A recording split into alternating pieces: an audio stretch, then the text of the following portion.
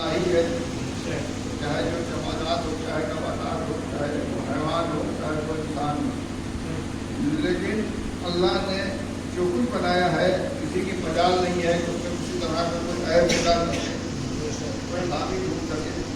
جو کچھ خلق کیا ہے وہ سب کا سب بے مثال ہے، سب کا سب بے عیب ہے۔ جب ہر چیز بے عیب ہے اور ہر چیز بے مثال ہے تو اللہ کا یہ کہنا کہ انسان کو سب سے بہتر بنایا، سب سے افضل بنایا، اعلیٰ ترین کے وہاں میں نوازا ہے، تو انسان میں ایسی کون سی بات ہے، انسان میں ایسی کون سی زندگی ہے؟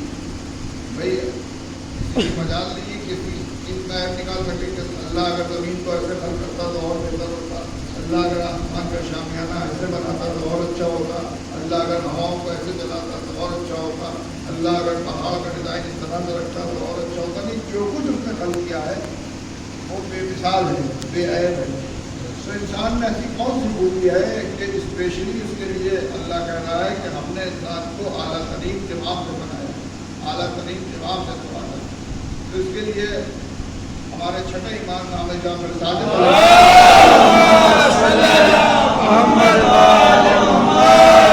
سے شاید سوال کرتا ہے کہ یا امام، انسان اشرف المخلوقات کیوں ہے، سب سے بہتر کیوں ہے، سب سے افضل کون کیوں ہے؟ تو امام فرماتے ہیں اللہ نے انسان کو عقل کے ساتھ خلق کیا اور اسی عقل کی بنیاد پہ انسان سب سے بہتر ہے اور سب سے افضل ہے، اس عقل کی بنیاد پہ۔ اور اسی عقل کی بنیاد پہ انسان کو سب کا سردار بنایا، جتنی بھی مخلوق ہے وہ سب کا سردار انسان کو بنایا۔ پھر سوال کرتا ہے کہ یا امام، کیا انسان فرشتوں سے بھی افضل ہے؟ تو امام فرماتے ہیں کہ اللہ نے فرشتوں کو عقل کے ساتھ خلق کیا لیکن خواہشات نہیں کی، اور جانوروں کو خواہشات کے ساتھ خلق کیا، عقل نہیں کی۔ اب جو انسان عقل کی پیروی کرتا دکھے، یعنی عقل کے پیچھے پیچھے چلتا دکھے، وہ فرشتوں سے افضل ہے، اور جو انسان خواہشات کی پیروی کرتا دکھے، یعنی خواہشات کے پیچھے پیچھے چلتا دکھے، وہ جانوروں سے بدتر ہے۔ یعنی ایک ہی انسان ہے، وہ چاہے تو فرشتوں سے افضل بن جائے، وہ چاہے تو جانوروں سے بدتر بن جائے، درندوں سے بدتر بن جائے۔ تو یہی ایک انسان ہے۔ پھر اس کے بعد ایک اور شخص کھڑا ہوتا ہے، دوسرے کافی سے میں آپ کے سامنے عرض کرتا ہوں، وہ کہتا ہے کہ یا امام، حاکم شام بھی تو بڑا عقلمند تھا، اور جدید کا باپ وہ بھی تو بڑا عقلمند تھا۔ دیکھیے اس نے اپنی عقل سے کتنی بڑی حکومت بنا دی کہ جدید کے پاس زمین کے 3 حصے کی حکومت تھی، یعنی 75% زمین پر جدید کو حکومت ملی ہے، 75% زمین کے حصوں میں اس کی حکومت اتنی بڑھ گئی تھی۔ تو حاکم شام بھی تو بڑا عقلمند تھا، تو امام مسکرا کر فرمایا کہ وہ نہیں تھا، عقل نہیں ہے، وہ ڈوکرا ہے۔ ڈوکرا کا مطلب ہوتا ہے چالاکی و مکاری، تیاری۔ امام نے فرمایا یہ عقل سے ملتی چیز ہے، عقل نہیں ہے۔ اور امام فرماتے ہیں کہ یہ صفت جانوروں کی ہوتی ہے،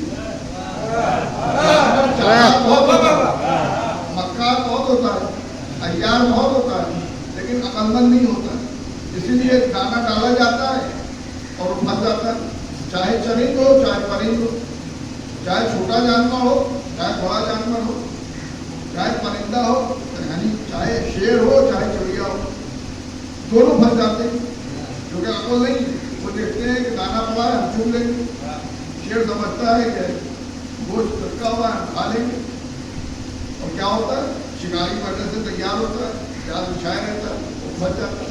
تو اس سے معلوم یہ ہوا کہ جو سامنے کا فائدہ دیکھے وہ جانور سے پھنسے، اور جو دور تک کا فائدہ دیکھے وہی انسان ہے۔ یعنی جو سامنے کا فائدہ دیکھے، یعنی جو دنیا کا فائدہ دیکھے وہ جانور سے پھنسے، اور جو آخرت تک نظر رکھے وہی انسان ہے۔ سلام دیجیے محمد والے،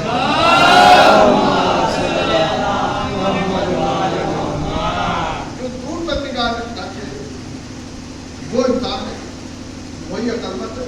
تو آج ہی دیکھیے انسان جو سب سے بہتر ہے اور سب سے افضل ہے، اس کی ایک وجہ یہ ہے کہ اللہ जिस चीज़ को खल्क किया था वो चीज़ बिल्कुल वैसे ही है। जैसे ज़मीन को खल्क किया था ज़मीन आज तक वैसे ही, जैसा आसमान को खल्क किया था आसमान आज तक वैसे ही, जैसे सूरज को खल्क किया था सूरज आज तक वैसे ही, जैसे चाँद को खल्क किया था चाँद आज तक वैसे ही। हर चीज़ बिल्कुल वैसे ही है सिवाय इंसान के। इंसान को जैसे खल्क किया था इंसान वैसे नहीं। इंसान को जब खल्क किया गया तो इंसान के पास क्या था? जिस्म ढकने के लिए एक लिबास तक नहीं था, पत्तों का सहारा लेता था। जब पैदल चलता था तो पैरों में कांटे छूट जाते थे, जख्मी हो जाते थे। ये इंसान का एक वक्त गुजरा है, इंसान का एक वक्त गुजरा है। एक वक्त वो गुजरा कि जब जिस्म रखने के लिए एक लिबास नहीं था, और आज इतने लिबास हैं कि फैशन शो हो रहे। एक वक्त इंसान को वो गुजरा है कि एक चप्पल नहीं थी, आज कितने मीटर चप्पल है इसकी कोई इंतहा नहीं।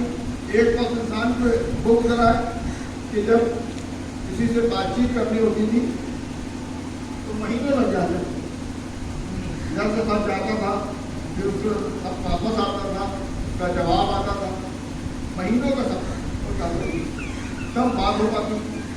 और एक बार इंसान को ये है कि वो काम लम्हों में हो जाता है।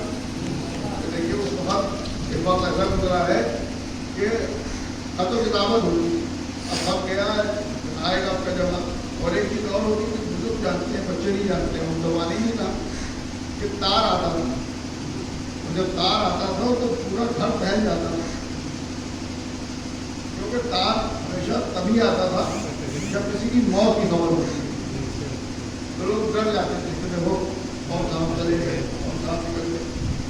तो एक वक्त इंसान के ऊपर वो गुजरा, एक वक्त इंसान के पास वो था कि जब सफ़र करता था, हज़ारों मील के सफ़र है तो सालों लग जाते, 6-6 महीने लग जाते। आज इंसान वो सफ़र घंटों में कर लेता है।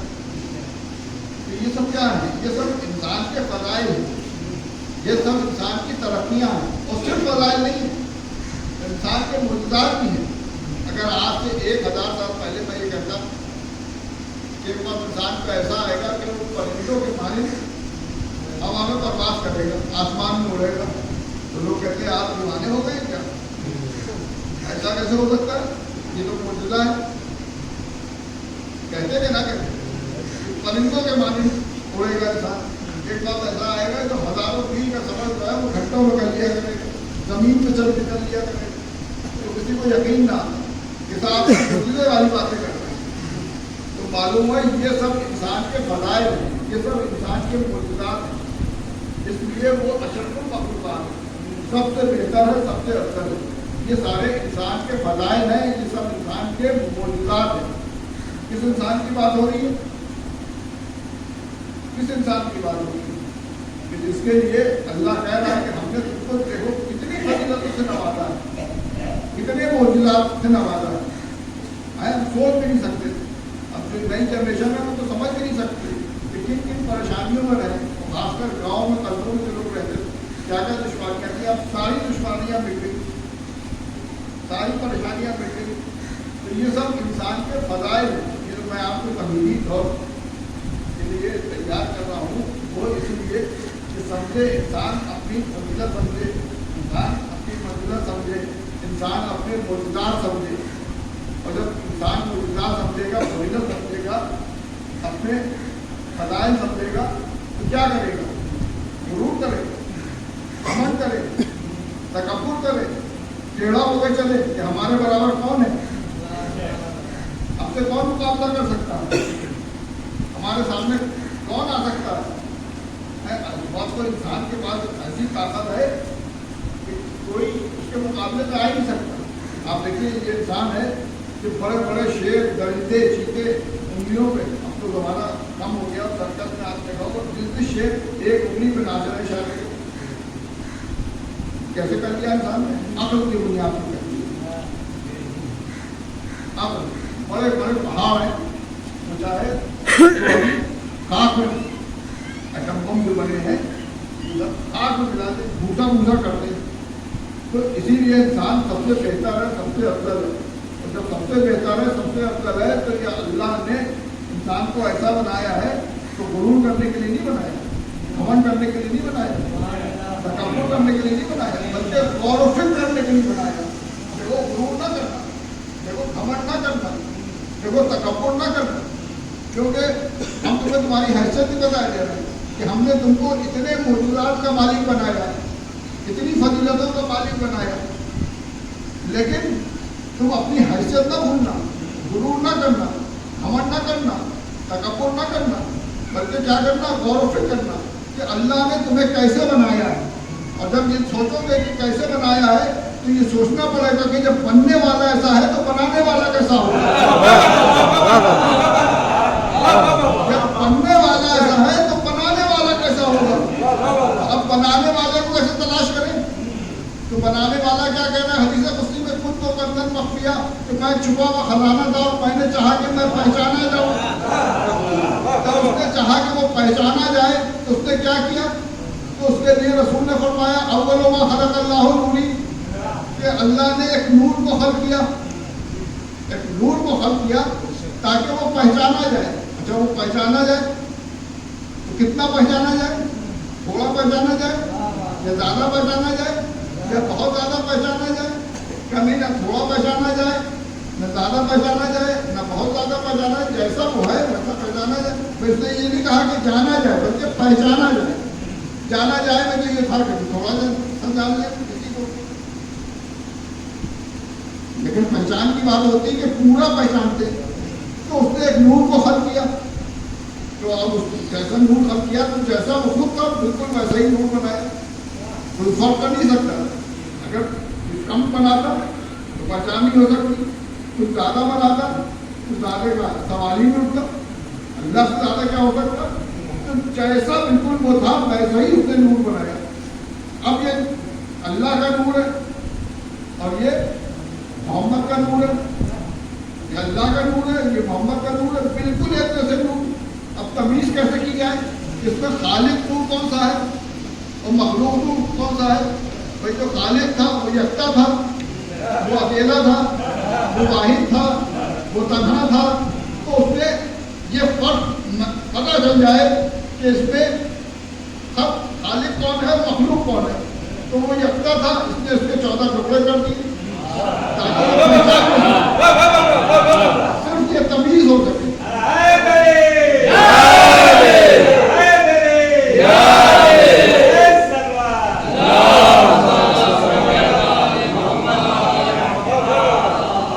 پہچان ہو سکے کہ اس میں خالق کون ہے اور اس میں مخلوق کون ہے. اسی کے لیے رسول نے فرمایا اول ما خلق اللہ نور، کہ اللہ نے سب سے پہلے میرے نور کو خلق کیا.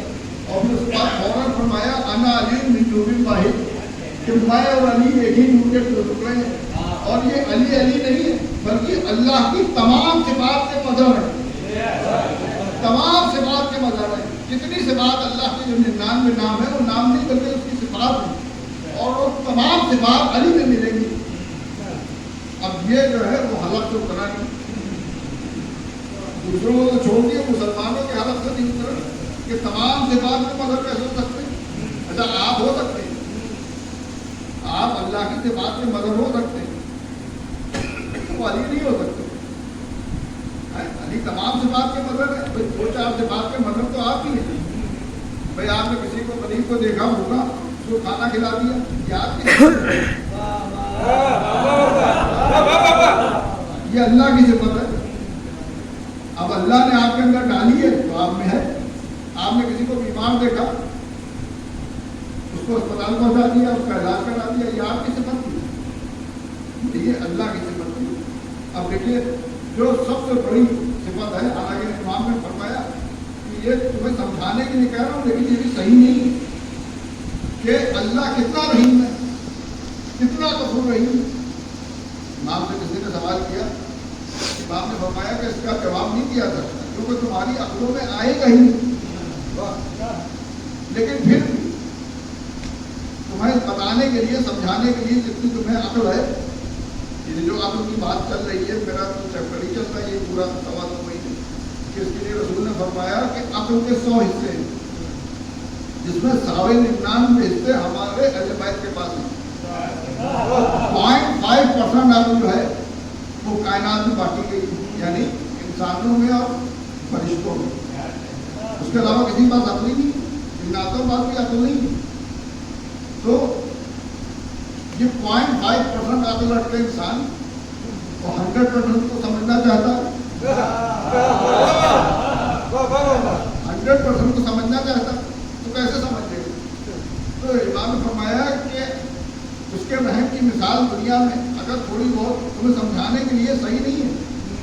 اس کی مثال ماں کی جیسی ہے، ماں کی جیسی کہ سب سے دیر میں ناراض ہوتی ہے اور سب سے پہلے راضی ہو جاتی ہے. ماں جو ہے سب سے دیر میں ناراض ہوتی ہے اور سب سے پہلے راضی ہو جاتی ہے. تو یہ جو صفت ہے ماں کے اندر، مامتا جو ہے یہ اللہ کی صفت ہے. یہ اللہ نے اس کے اندر ڈالی ہے تو ہے، ورنہ نہیں ہے. اگر جتنی بھی اچھی صفتیں ہمارے اندر ہیں وہ اللہ نے ہمارے اندر ڈالی نہیں تب ہے. جتنی بھی صفت ہو، ہمارے میں ایک صفت ہے، آپ میں 2 ہیں، میں 4 ہیں، میں 10 ہیں، میں 12 ہیں. کہ ہمارا معاملہ کیا ہے کہ ہماری سرکار جو ہے ملی جلی ہے. یہ جو ہے یہ سب اللہ کی صفت ہے اور ہمارے پاس ایکسٹرا صفتیں بھی ہیں. وہ صفتیں کیا ہے؟ جھوٹ بولنا یہ اللہ کی صفت ہے. یہ کہاں سے آپ لے آئے؟ غیبت کرنا یہ اللہ کی صفت ہے لیکن ہمارے اندر ہے. یہ کہاں سے آ گئی ہمارے اندر؟ چوری کرنا، بےمانی کرنا، کسی کا مال ہڑپ لینا، کسی کے ساتھ دغا بازی کرنا. تو معاملہ یہ ہے کہ آپ کو اس لیے نہیں سمجھ میں آتا ہے کہ کچھ صفتیں آپ نے اللہ کے لیے اور کچھ صفتیں ابلیس کے لیے. یہاں ملی جلی سرکار ہے، جب ملی جلی سرکار ہے تو کیا سمجھ میں آئے گا؟ تو مولا علی جو ہے اللہ کی تمام صفات کے بدل، اللہ کی تمام صفات کے بدل.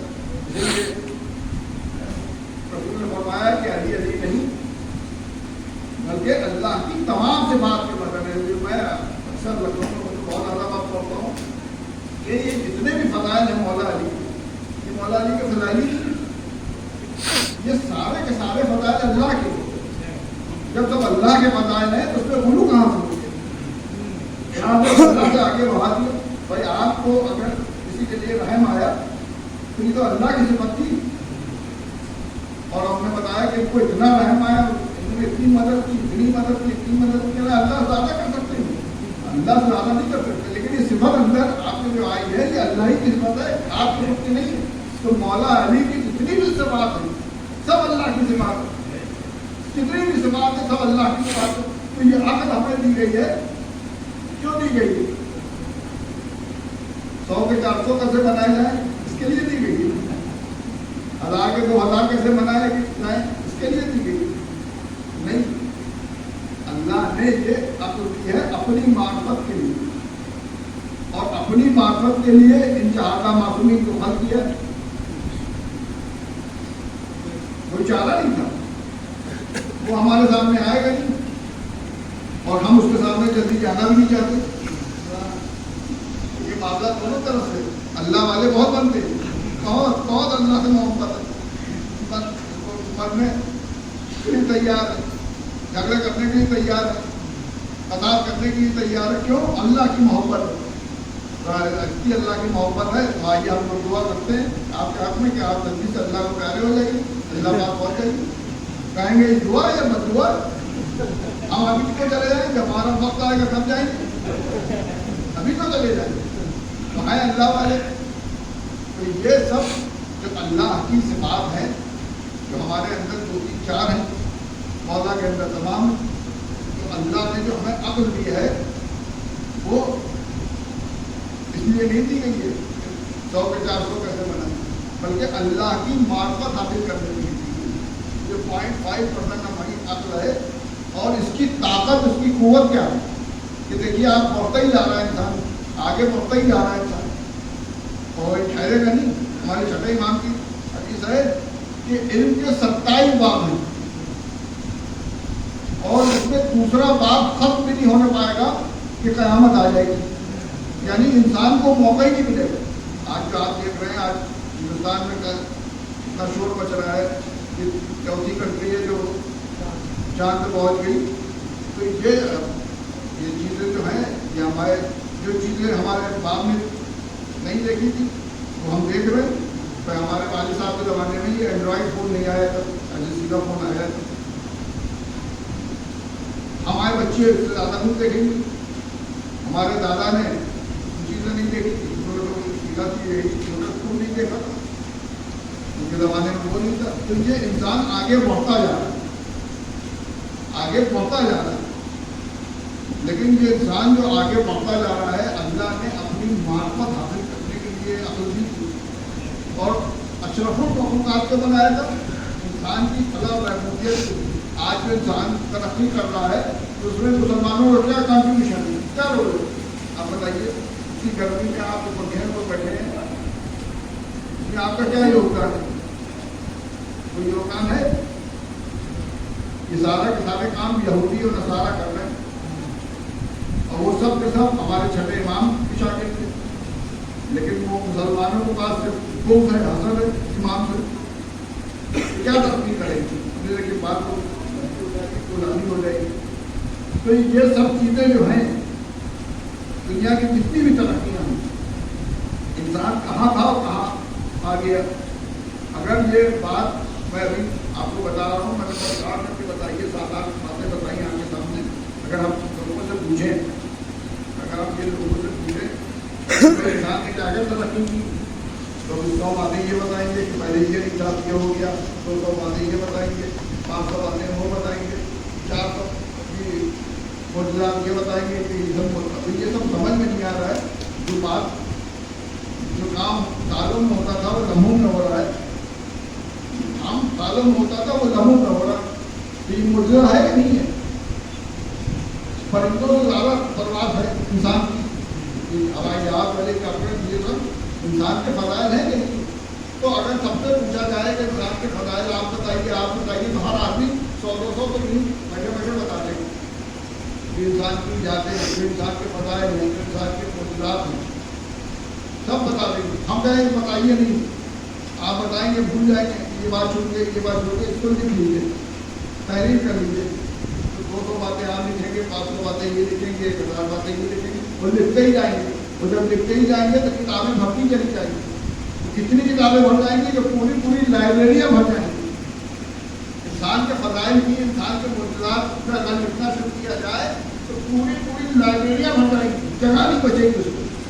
یہ کون کس انسان کی بات ہوگی کہ جس کی ابتدا بھی نجاست ہے اور جس کی انتہا بھی نجاست ہے. اسی لیے اللہ کہہ رہا ہے کہ ہم نے تمہیں کتنی فضیلتوں کا مالک بنایا، لیکن غرور نہ کرنا، گھمنڈ نہ کرنا، تکبر نہ کرنا، ٹیڑھے ہو کے نہ چلنا. کیونکہ تمہاری ابتدا بھی نجاست ہے، تمہاری انتہا بھی نجاست ہے. تم جب اس دنیا میں آئے تھے تو نجس آئے تھے، جب غسل دیا گیا تو پاک ہوئے، اور جب اس دنیا سے جاؤ گے پھر نجس ہو جاؤ گے، پھر غسل دیا جائے گا تو پاک ہوں گے. یعنی تمہاری ابتدا بھی نجاست ہے، تمہاری انتہا بھی نجاست ہے. تم کو ہم نے ایک نجس قطرے سے خلق کیا ہے، تم کو ہم نے نجس قطرے سے خلق کیا ہے. تو نجس قطرے والے کے کتنے فضائل ہیں، کتنے معجزات ہیں. اب اگر رسول یہ کہیں کہ تمام دنیا کے درخت قلم بن جائیں، تمام سمندروں کا پانی چائے بن جائے، تب بھی علی کے فضائل پورے نہیں ہو سکتے. فضائل سمجھ میں آتے ہیں، علی کے فضائل نہیں سمجھ میں آتے. جس نطفے سے خلق ہوا ہے اس کے فضائل سمجھ میں آتے ہیں، اور جو اللہ کے نور سے خلق ہوا اس کے فضائل نہیں سمجھ میں آتے. اللہ نے کہا یہ اللہ کی معرفت کے لیے تو یہ بہت کم وقت بچا ہے، اور میں چاہتا ہوں کہ زیادہ سے زیادہ مسائل کا، کیونکہ اس بچے کو ہمیں مسائل ہی بہت اچھے لگے. اور میں نے قمر بنی ناشب ہے، اس کی 3 دن کی شب بیداری ہوتی ہے، وہ آخری دن میں پڑھتا ہوں. اور وہ بھی باب الحوائج کی بارگاہ ہے، اور یہ بھی باب الحوائج کی بارگاہ ہے، وہ بھی باب الحوائج کی بارگاہ ہے. یہ بھی باب الحوائج کی بارگاہ میں جناب سکینہ کے مسائل میں پڑھے جائے. یہ کیسے ہوتی ہے کسی وقت کے میں چاہتا ہوں بتائیے پہ سارے والوں میں یہ پانچ نے کہا جو مسائل میں نے پڑھے تھے جس کی وجہ سے اس بچے نے مجھے پکڑ لیا، میں نے آپ کو چلنا ہے، بہت دیر بعد اس کی بات سمجھ میں آئی، آدھا گھنٹہ لگ گیا، اس کو ہم نے نمبر کیا تھا، اس نے فون کیا، بجٹ تھا 10 سفر لیکن پہنچی نہیں، تو 10 سفر ہے بھی تاریخ جناب سکینہ سلام اللہ علیہ شہادت کی تاریخ ہے کہ آپ 25 پہنچی، تو ہم نے سے وعدہ کیا درگاہ بابو رفائی کی بارگاہ میں وعدہ کیا کہ میں آؤں گا 25 پہنچوں گا، یہ ہمارے کبھی کہا کہ مولانا اگر مشکل ہو رہی پریشانی ہو رہی تو پہلے کے سال کے لیے آپ چلانے کی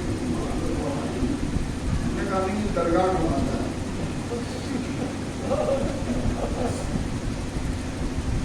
آقا حسین نے کائنات کو بچانے کے لیے پورا گھر بتا دیا، 10 محرم کا وعدہ تھا، 2 محرم کو بھاری ہو گئے کربلا میں، ہم قدردار ہیں، وہ وفادار کیا قدردار ہیں، آقا الفضل اقبال کی وفا، وہ آقا حسین کا وعدہ کیسے ہو سکتا ہے کہ ہم نہ آئے؟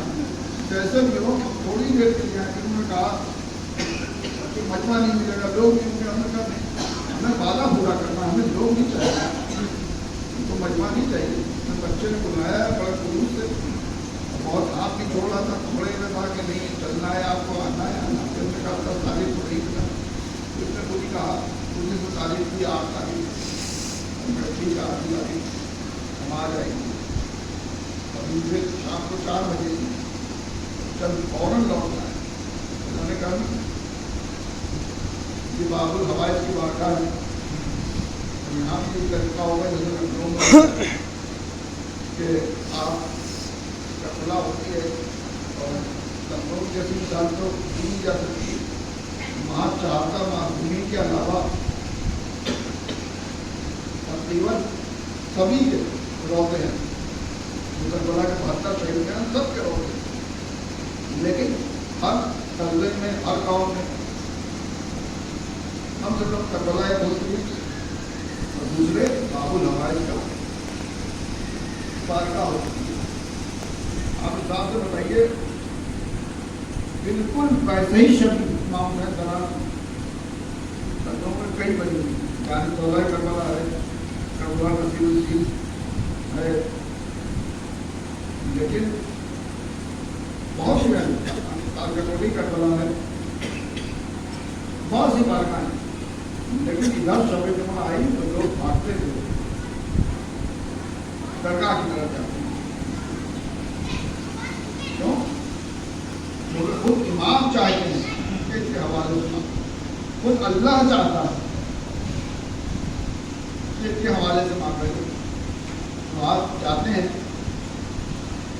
اور اکثر ایسا ہوتا ہے ہر شب جمعہ جاتے ہیں، ہر شب جمعہ جاتے ہیں، کبھی کبھی کچھ مرادیں نہیں پوری ہوتی، مرادیں اگر نہیں پوری ہوتی تو سمجھیے کہ آپ کے حق میں یہی بہتر ہے، دامن وصل گنجائش کی میں مثال دے دیتا، جیسے مولا علی نے عبداللہ ابن حفیظ سے کہا تھا کہ تمہارے حق میں یہی بہتر ہے تو تم نابینا رہو، تو اگر آپ باب الحوائج کی بارگاہ میں آ کے دعا کو ہیں تو ناممکن ہے کہ آپ کی دعا پوری ہو۔ ہاں دعا مانگنے کا بھی طریقہ ہونا چاہیے، دیکھیے جیسے مثال دیتے دی جاتی ہے کہ بچہ ہے اس کو بخار ہے، نزلہ ہے، کھانسی چکڑا ہوا ہے، وہ ضد کر رہا ہے کہ آئس کریم کھائیں گے، تو ماں باپ دیتے ہیں، تو اس لیے جب بھی دعا کیجیے یہ کہیے کہ اگر ہمارے حق میں یہ بہتر ہے تو مولا سن لیجیے، اور اگر جناب سکینہ سلام اللہ علیہ کا واسطہ دے کیونکہ غازی کے جب دونوں قلم ہو گئے تو غازی نے دہنی طرف دیکھا اور پھر بائیں طرف، پھر آسمان کا رخ کیا، کم 12 لاکھ ہاتھ دیے ہیں زندگی رہے، لیکن یہ پانی میری سکینہ تک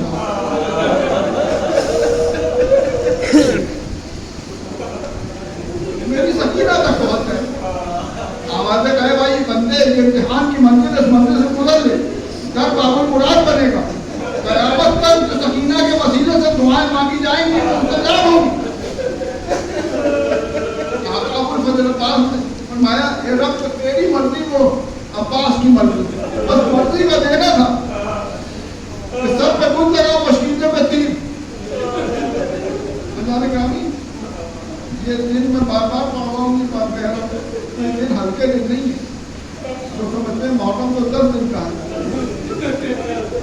حقیقت سنی کہ امام فرما رہے ہیں.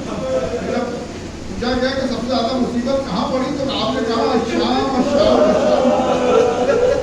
آج 8 سفر ہے, اب صرف 2 دن بچے ہیں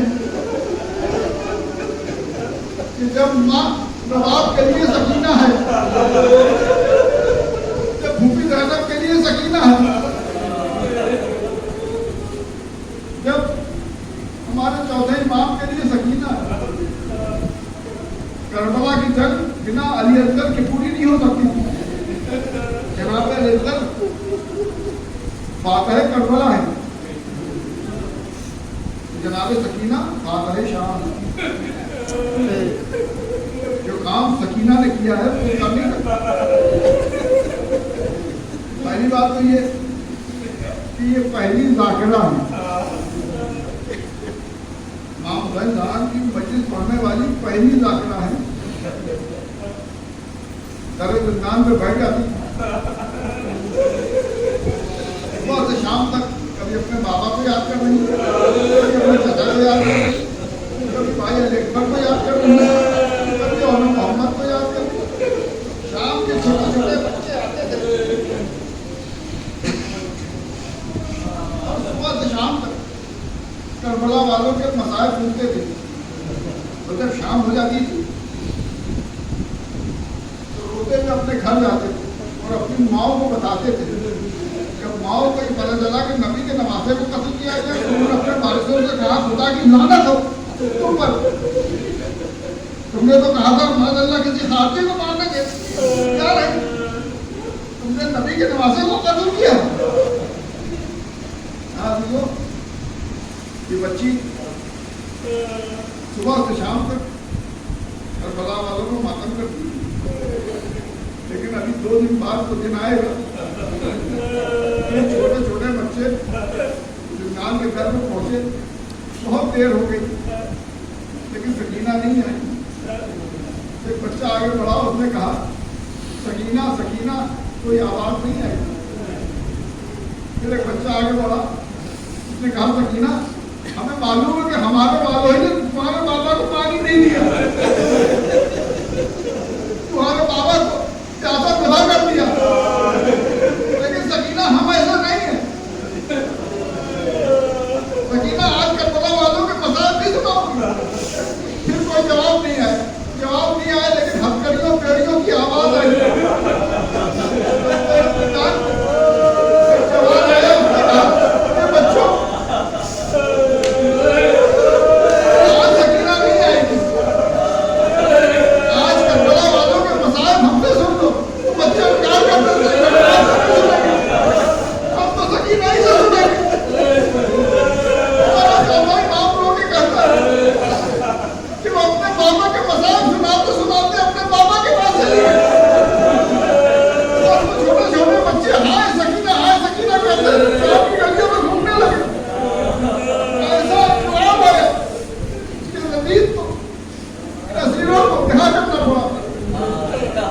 یہ جو چوتھے امام کو رہائی ملی ہے, یہ شہزادی زینب کو رہائی ملی ہے, رہائی دلانے والی جناب سکینہ کی شہادت تھی. آج بس مشکل سے 3 یا 4 منٹ, کیونکہ باب الحوائج کی بارگاہ ہے اور سکینہ کے وسیلے سے دعائیں مانگی جاتی ہیں. آپ دیکھیے ابھی تو یہاں اس طرح سے بننا چاہیے. امام باڑوں میں آپ نے دیکھا ہوگا کہ 12 علم ہوتے ہیں اور 1 علم خاص ہوتا ہے, کیونکہ آقا حسین جب کربلا میں وارث ہوئے تھے تو انہوں نے 12 علمدار بنائے تھے. اس میں ظاہر قائم میمنہ کے سردار تھے, حبیب ابن ملاحب میسرہ کے سردار تھے, اور آقا الفضل عباس حضرت لشکر یعنی 12 علمداروں کے علمدار. اور وہاں بڑوں میں آپ نے دیکھا تو بہت علم ہوتے ہیں, لیکن اس میں آقا الفضل عباس علم کون سا ہے کسی سے پوچھیے تو بچہ بھی بتا دیتا ہے. کیوں, جب علم دیکھتا ہے تو اس میں مشکلہ بنتا ہے. یہ پہچان ہے.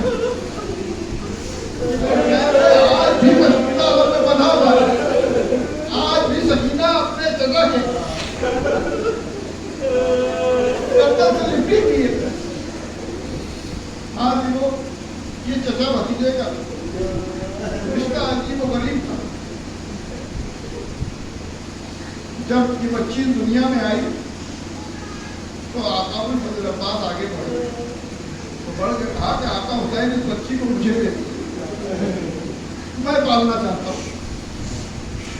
آقا حسین نے فرمایا بھیا شوق سے آج سے سکینہ تمہاری، یہ بچی صبح سے لے کے اور شام تک اپنے امو کی گود میں رہتی تھی، اپنے امو کے پاس رہتی تھی۔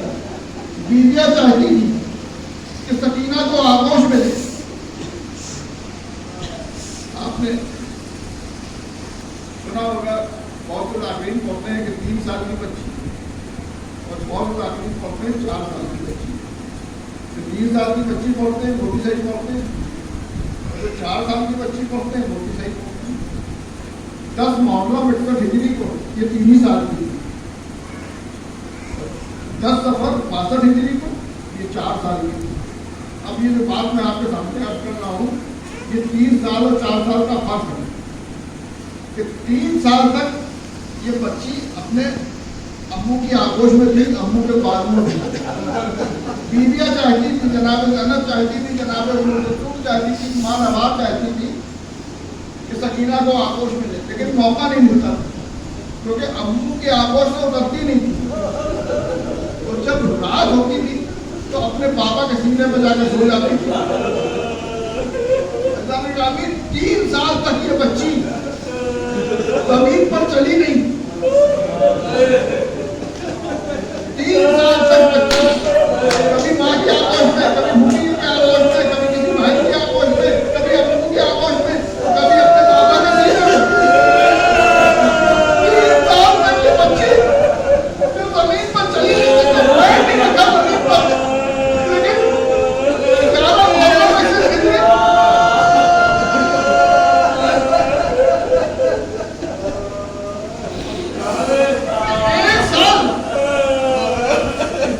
1 سال کربلا سے لے کے کوفہ سے لے کے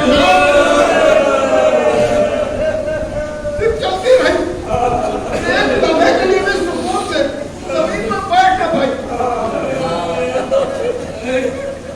جو بچی 3 سال تک زمین پر اتری نہ ہو، یہ 14 سال جو آیا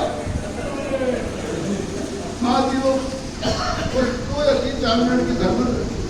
یہ چچا بھتیجی کا رشتہ ایسا ہے کہ آج بھی گواہی دے رہا ہے، علم کے ساتھ مشکل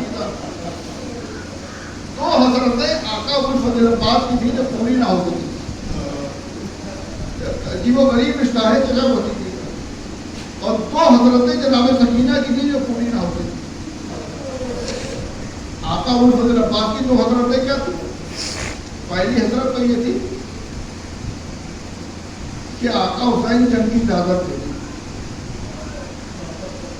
یہ حضرت آقا الفضل عباس کی پوری نہ ہوتی، ان کی حضرت دلی میں رہی۔